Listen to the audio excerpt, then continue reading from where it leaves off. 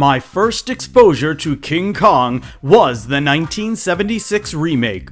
Produced by Dino De Laurentiis, directed by John Julerman, and starring Charles Grodin, Jessica Lange, and Jeff Bridges, it was the first feature film I remember seeing in a movie theater. It was love at first sight. But Kong did not become a lifelong obsession until I finally watched the original on WOR. It immediately became my all-time favorite movie, and it still is. I wondered when I could see it again, and discovered that it was on TV every Thanksgiving, along with an assortment of Kong and Godzilla movies. Thanksgiving monster movie marathons became a tradition, but in the mid-1980s, it suddenly stopped. For years it haunted me, like the memory of a dream. And finally, I unearthed the story behind an American tradition that is now all but forgotten. Let's go back to the fabulous 1970s to take a look at the origin of WOR's Thanksgiving weekend Monster Movie Marathon. Initiate sequence. Retrotron Entertainment presents That 70s Nerd. I explore the hidden depths of 1970s pop culture, from movies and television to books, comics and magazines, music, toys, and technology. Discover forgotten classics and hidden gems you will not find anywhere else with That 70s Nerd. The original King Kong, released in 1933, was a major box office success, but in the days before television and home video, it had to depend upon memory and re-releases to keep its place in pop culture.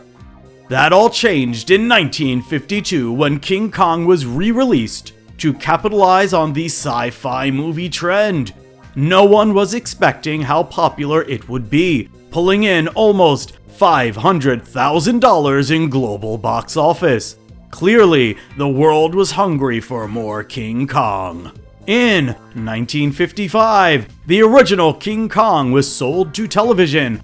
The first airings took place in March of 1956. WOR-TV, Channel 9 in New York, created a sensation by broadcasting Kong for 5 days straight.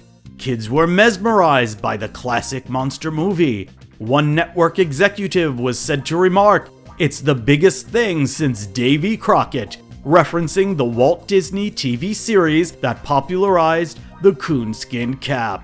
In 1976, WOR started packaging monster movie marathons over the Thanksgiving weekend, and a tradition was born.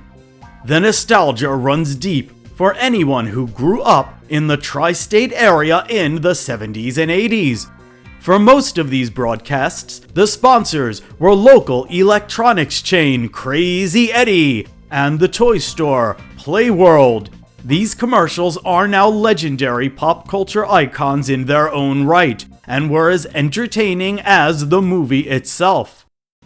Get a color TV or a Sony Betamax or a TV video game. Get it now, because Crazy Eddie can't be beat. With prices so low, he's practically giving it all away. Oh, when you think you're ready, go down to Crazy Eddie, the man who's got most everything. His stereo sound, his audio selection, will be with your perfection.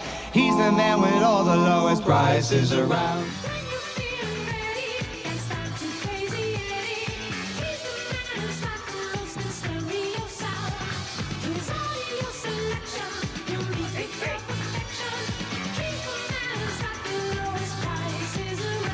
Crazy Eddie, his prices are insane. Play World, a world of toys. Great for girls And great for boys.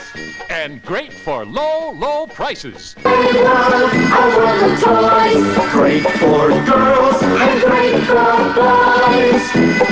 Play World, where prices go. low, low, yeah.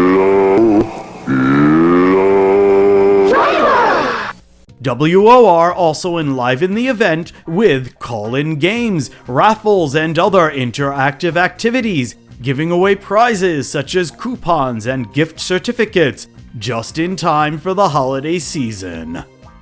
The ratings for the Thanksgiving Marathon were good enough for WOR TV to include Black Friday into the monster movie lineup.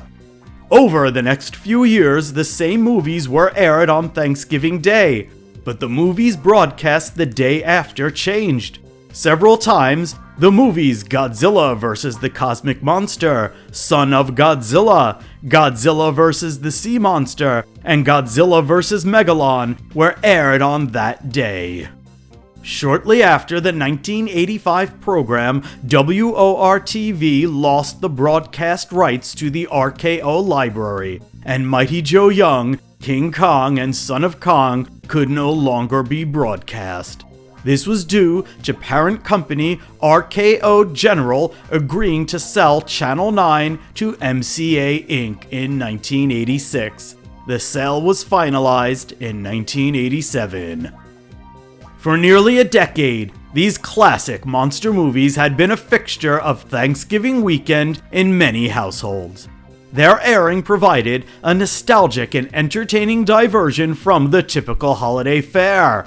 The tradition's end meant not only the loss of these specific films from the holiday lineup, but also a shift in the nature of Thanksgiving television. The absence of these iconic films left a void in the holiday experience for those who had grown to love the ritual. The WOR Holiday Monster Movie Marathons left an indelible mark on a generation's collective memory and kept the characters of King Kong and Godzilla alive for another decade. It might be forgotten pop culture tradition, but I never gave it up. Thanks to home video, I was able to keep the tradition alive.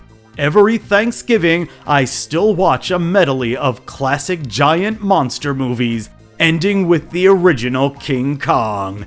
Give it a try, it may become a tradition for you too. Be sure to hit the bell for notifications so you never miss out on new videos and community posts. This is WOR TV, Channel 9, New York.